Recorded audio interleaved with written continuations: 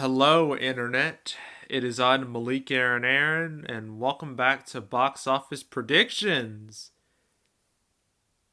I never thought this day would come, but here we are. Today, we are talking about New Mutants, a movie many people assumed would never see the light of day. It is now out in theaters, so I can finally talk about it. Now, you're probably wondering why I started with that type of intro. Well, let me explain. See, New Mutants has been delayed a lot. And now this was before all the movie delays with the canceled series. This was years before that. Like, this movie was supposed to come out in April of 2018. I remember seeing the first trailer back in October of 2017. That's almost 3 years ago. And I saw that trailer, I was like, oh, this looks cool. This looks different. I'm interested in seeing it. But then it didn't make 2018. It didn't make it. It got pushed back to 2019 twice. First time was, well, the very first date was April 2018. Then it got pushed back to February 2019. Then it got pushed back to August 2019. And when it had that release date, I actually made a video with it predicting its box office back then, but then it got delayed again to April 2020, so I had to delete that video because what's the point of keeping it there if it wasn't going to be a summer movie anymore? And thing is, when it had that April 2020 release date, a lot of people were convinced it would stay there. It would finally come out that day. They had a new trailer and everything. I was actually setting up my spring 2020 predictions. I thought about knocking a lot of them out early because spring pre-COVID was looking a little light, and I was also planning on doing summer predictions early. I was planning a lot of stuff. I had a thumbnail ready, but then COVID happened and screwed everybody and everything up.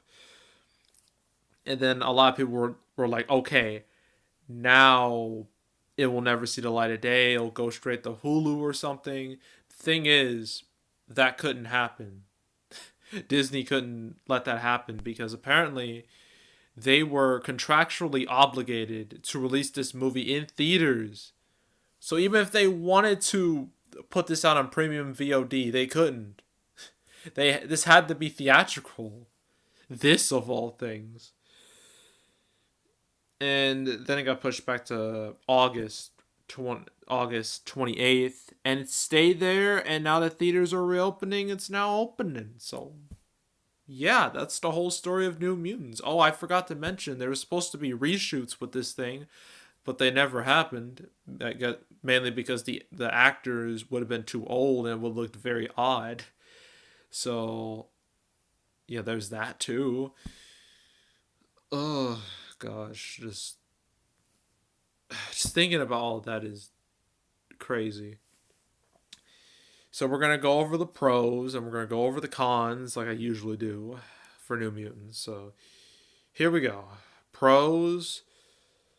Well, it's part of the X-Men. Excuse me. It's part of the X-Men series. You know, one of the most famous comic book movie series ever. I mean, this was X-Men was a good 20 years ago. This was before Avengers, before Spider-Man even. Like that first X-Men movie back in 2000 kind of set the bar. Like because in the late 90s the superhero genre was more or less dead thanks to Batman, Robin and Steel and a bunch of other crap movies. And I know Blade was the first to technically bring it back, but X-Men was the first to be like, "Hey, we're bringing this back. We're making this big. We're gonna make this bigger than anything." But then 2 years later, Spider-Man overshadowed them. But still, X-Men was a very important film when it comes to superhero movies. And it led to a large franchise that consists of X-Men 2, X-Men The Last Stand, X-Men Origins Wolverine, First Class, The Wolverine, Days of Future Past, Deadpool, Apocalypse, Logan, What am I missing? Dark Phoenix, and now New Mutants. And New Mutants is the last of the Fox X-Men movies. This was in production before the Disney acquired Fox. And so everybody knows the X-Men will be rebooted in the MCU. When that will happen, no one's quite sure, but everyone knows it's coming. So, yeah, I mean, this is the end of an era for the Fox X-Men movie. So I'm assuming a decent amount of people will watch this out of curiosity just to see the final one, because this is it. After that, no more. No more Fox X-Men movies. Or, yeah, Fox X-Men movies. I know they're not called Fox anymore, but I'm sorry. I'm still going to call them Fox because that's what the name I'm used to for so many years. Okay, give me a break. So yeah, that's the first pro, is a brand name recognition. Second pro is that it looks different from your average superhero movie.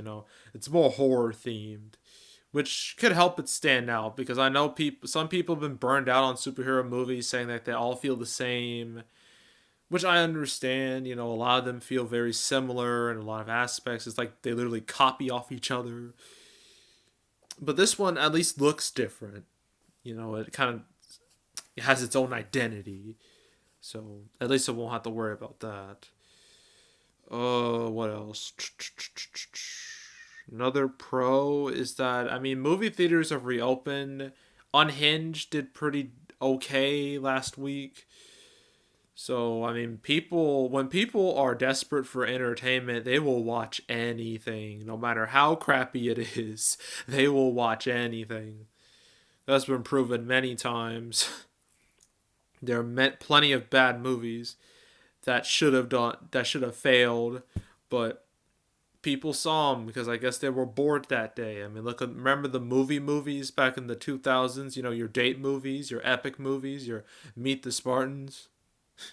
None of those movies succeeded because they were good. They succeeded because, I don't know, people were bored, or because they were dumb parodies. But yeah, if people are desperate enough for entertainment, they might watch this. So yeah, that's another pro. Okay,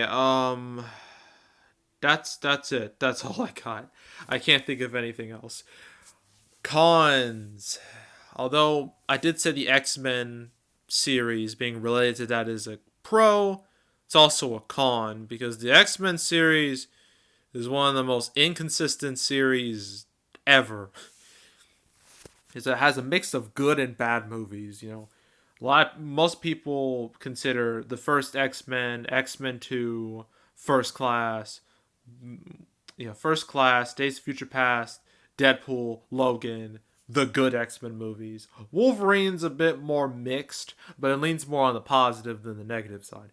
As when it comes to the bad X-Men movies, via public opinion, there's The Last Stand, which I think gets a little too much hate, in my opinion. There's X-Men Origins Wolverine, which is 100% understandable. There's Apocalypse, a movie I hate.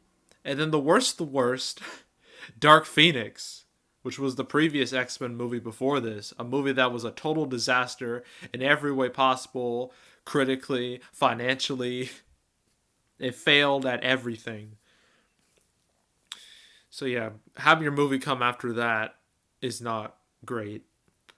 So yeah, that's definitely a con, being released after Dark Phoenix.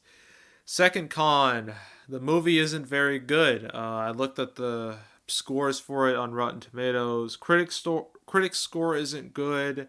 I think it's in the 20s. Audience score is pretty bad too. It's in the 50s. That's never good, ever. Because a lot of people tend to be very lenient, be very forgiving towards superhero movies. But this time they're like, nah, this movie sucks. I mean, a lot of people are like, it's not quite as bad as Dark Phoenix, but it's still bad. Which is still never a positive. So, yeah, bad reviews, bad audience score, that's definitely a con. Third con, again, the recent stuff going on, there's COVID, there's Hurricane Laura earlier this week. There's a lot of uncertainty, Again, people aren't going to be rushing to see movies, especially New Mutants of all things. Maybe Tenet, but not New Mutants. Even if things were normal, even if it stuck to that April release date, I can't imagine it would have done all that great. It probably would have done moderate at best. But in this environment, oh no, it's not going to do well at all. And I feel like Disney specifically released the movie now because they were done with it. They didn't want to deal with it anymore. They didn't want to think about it anymore. They were just like, dump it there, and we and we can move on. That's why thing happened, and yeah. I guess another con is that a lot of the child actors aren't super noticeable. I know Anna Taylor Joy. She's from Split. I know her from that and The Witch. She was also in Emma, one of the last movies I predicted before the pandemic. So that's something. Uh, but yeah, that's really it. That's really it. When it comes, all right, opening weekend. What do I think it will make? Ooh, I mean, predicting Unhinged was a bit hard, but now knowing how that movie did, I think things might be a little easier when it comes to predicting the box office for opening weekend. A lot of people are thinking this is going to open between 8 and 10. I kind of agree. I'll probably reach that mark even with bad reviews and bad audience score because look at The Last Stand. That movie wasn't received very well at all, and it still made money. Look at X-Men Origins Wolverine. That movie was leaked a month in advance and had terrible reviews, and it still made money. So reviews aren't everything. I mean, sometimes a bad review will kill a movie before it even comes out. Other times it just doesn't matter. I think it just depends on what type of movie it is. But yeah, I think it'll probably open in the 8 to 10 million range. Probably lower, probably 8, I'm guessing. Overall, probably reach, if it's lucky, it'll reach 20. It'll be by far and away the worst performing X-Men movie of all time. By a long shot. But at least it's not as expensive as Dark Phoenix, so there's that. Yeah, that's it for New Mutants. Now I know there's Bill and Ted 3 that came out, but that's being released simultaneously on premium VOD. It makes things very confusing, so I'm not going to do it. Besides, it's going to make a majority of its money on premium VOD anyway. Then there's the David Copperfield movie. It's semi-wide, not all that important. I don't think it will make much of a dent.